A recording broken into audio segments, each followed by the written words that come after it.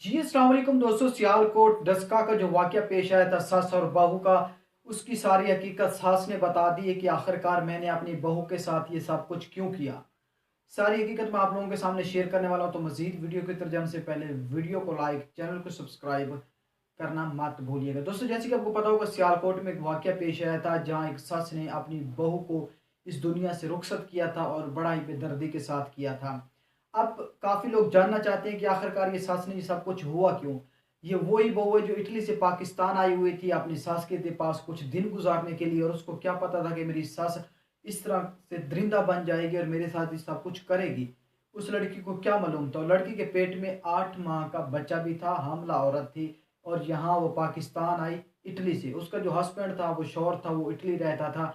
तो वहाँ उसे इजाज़त लेकर अपनी सास के पास आई और आगे से सास जानवर बन गई। दोस्तों, जैसे कि आपको पता होगा, ये साइड पे आपको नज़र भी आ रही होगी। और इसने अब जो बातें की है ना उस बहू के रिलेटेड, तो मैं ये चाहता हूँ कि आप वो जानना चाहें कि आखिर इसने इतना बड़ा कदम सास ने क्यों उठाया, अपनी बहू के साथ ये सब क्यों किया है।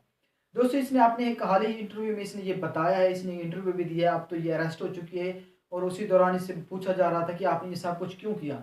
तो इसका कहना था, मैंने बहू के साथ ये सब कुछ इसलिए किया है कि वो जो भी पैसे आते थे वो मेरा बेटा भेजता था, वो अपनी बीवी को भेजता था, मसलन इसकी बहू को भेजता था, सब कुछ पैसे वगैरह जो भी आते थे। और वो मेरी बहू की मानता था, मेरी नहीं मानता था मेरा बेटा।